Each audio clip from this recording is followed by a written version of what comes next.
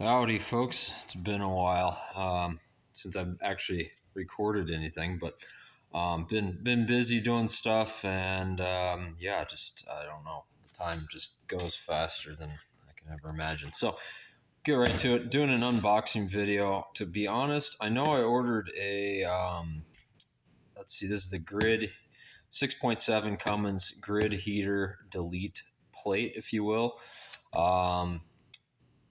I know I ordered that from Black Market. They told me it wouldn't be in for I want to say like a month or longer, and here it is. What, a week and a half later, 2 weeks, and I've got it. So, um, you know, just take note of that. Just because they say it'll be long, might not be. So I'm gonna go ahead and crack this box open, and we'll see what this thing looks like. Give you my first impressions. We'll go from there. So for those of you who might not be aware, I'm sure if you're watching this video you know what it is, but basically your delete plate removes the grid heater off the plate, which is kind of intuitive based on the name, but kind of getting rid of that bolt issue that everybody's talking about, also airflow purposes, so on and so forth. So and this is technically an emissions compliant part, right? So it works on my pickup since it's got all that crap still on it. So anyways, yeah, so far well packed. I gotta see what else is in there. Oh, look, I did order two things. I couldn't even remember what I ordered initially. So here is the plate. By the feel of it, Black Market sent me a little keychain type deal. Don't know if I'd ever use that. More than likely not. Got more keychains than I'd know what to do with. Maybe they send you a sticker. Oh wait, something came out of the box there. Let's see here. Yep, sticker. See that? I know I have a spot for that. So there we go.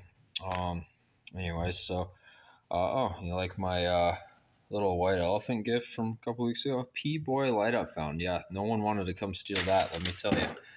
All right, so let's see here. What else did I order? Oh, nothing that exciting, just some random crap. Okay, so here is the meat of it. Let's get this thing unwrapped. Once again, nicely wrapped. Definitely used a healthy amount of packing material. And I've never ordered anything from these guys at Black Market before. They're out of Utah. I don't know much about.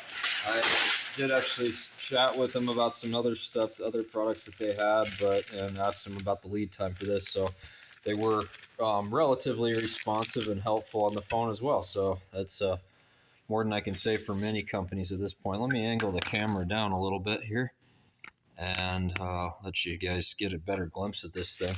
So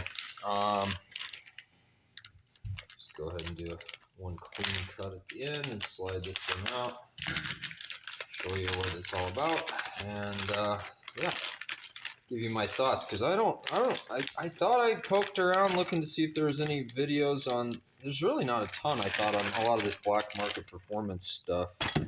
So yeah, let's see here. So it comes with a gasket. Can I tell what kind of gasket it is really readily, quickly?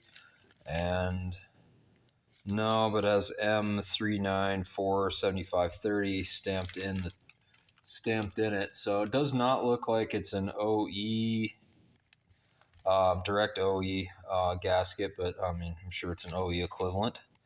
So feels like a good one. I mean, compared, I've seen some and held some of those OE gaskets. They feel nice. So this piece itself, yeah. Machine work feels overall nice. And the reason, well, there's several reasons I went with this one from Black Market, because everybody and their mother's making one of these now. Everyone, their mother and their dog and their granny. But a couple of reasons. One being the price point was about, I would say, average with what I was seeing out there. Two, one thing that I really liked about this one was the fact that they machine in these fuel rail risers into the actual plate.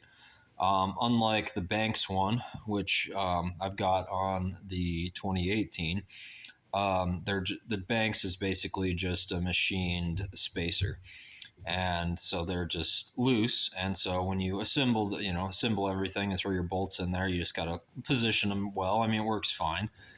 No issues with that design really, but it's kind of nice having these machined into there, connected, so they're not moving around on you, and so on and so forth. So that's really the big reason I went with this one. Um, then also the location here of your sensor. Um, dealing I guess dealing with the install and doing the install on the full bank system on the 18. When I initially opened that up, I was like, to me it made way more sense to have the sensor in this location, so I kind of liked that a lot better. So otherwise, I mean, first impressions, seems like a good plate.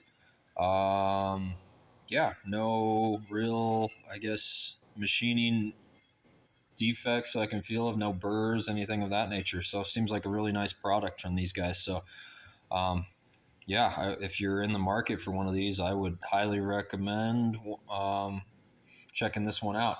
So one last tidbit I will say is that the Banks plate, it's got a little tab that kind of protrudes out over here and goes over to here, and it just says Banks on it. But basically, no, it doesn't get in the way of anything per se from the factory, but I think there's some aftermarket accessories like coolant bypass kits, things of that nature that I've seen that bolt in that location right in front that might get in the way of.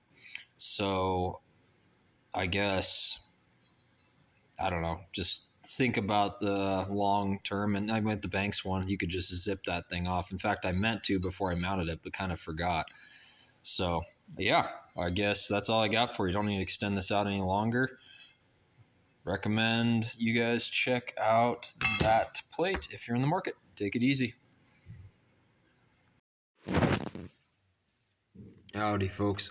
Just back here, a couple weeks later after the holidays and finally getting back into this. But I just wanted to show you the clip of where this plate goes. Pretty sure everybody's aware, but one thing I was thinking about, comparative to the Banks kit that you get.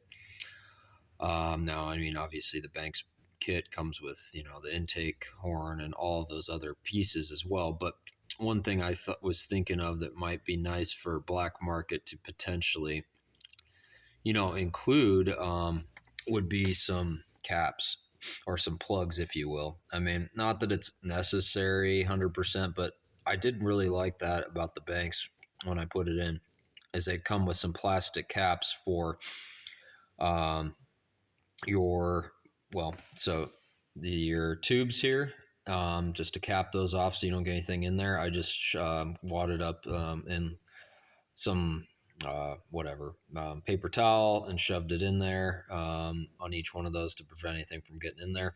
And then also up top on the fuel rail, I did the same thing. And the Banks kit again comes with a plug for that. So I think that was kind of a nice, just fairly inexpensive, I would assume, add-on for some little plastic plugs to shove in there.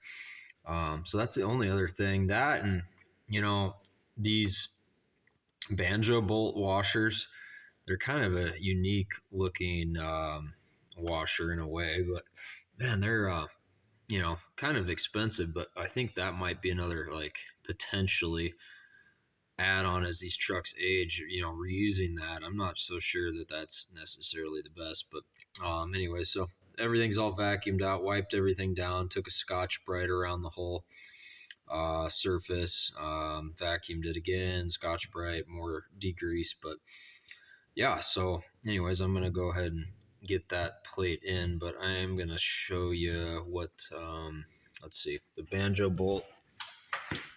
Let's see if I've got it handy.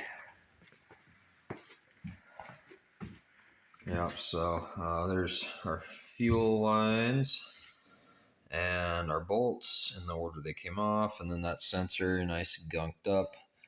But yeah, so there's the banjo, but it's got a kind of a rubber seal around it. But I ordered a couple new ones. Just I mean, that thing, truck's 10 years old at this point, and rubber doesn't last forever, and so I just, what the heck, ordered a new one. Got a little bit of corrosion on this, but I'll probably just Scotch Brite that up and hopefully cleans up just fine. So, anyways, I'll take you back over and show you what the plate looks like after it came out real quick for those that might be interested in the buildup. Um, so yeah, here it is. You can see the soot buildup wasn't terrible on this. There's some chunky stuff there for sure. But yeah, there it is. And next to the black market that is going in. So the old gasket there. Yeah, bolt was not loose at all. No real issues of that relay being stuck and causing the issue. And once again, like I noted earlier, the location of the sensor is matching the OE plate, just like kind of a machined riser versus the Banks design. This thing's nice and tight, no issues there. And I did clean this up a little bit with the vacuum before I pulled everything out. But yeah, that's kind of what it looks like. So, anyways, like I say, next steps, I'm going to reuse the factory bolts. Thought about buying stainless, but I'm not going to go through the trouble. And I think the torque spec on those is about I think 18 to 20 foot-pounds for all of these bolts. And I think those banjo as well as the fuel lines are 30 foot-pounds. So yeah, that's where having a nice crow's foot, flare nut crow's foot comes in handy. Torque those down nice. And then what I'm doing from a grid heater perspective, thought I'd let you know on this. I'm going to weld a bung into the factory um, intake horn, if you will, or intake manifold there to the piece, and then just thread this guy in there. So I got the heating element. This is a BD diesel one. I mean, you can buy one from Banks. You can buy one out of a 7.3 truck. They're all looks like about the same amount of money, but that's really what this is it's a heating element. And in case you're curious, because it took me a while to figure this out, but I believe the thread pitch on this is an M22 by 1.5. So there you go. That's what I got. Take it easy. Hope this video didn't get too long, and hopefully somebody found it helpful.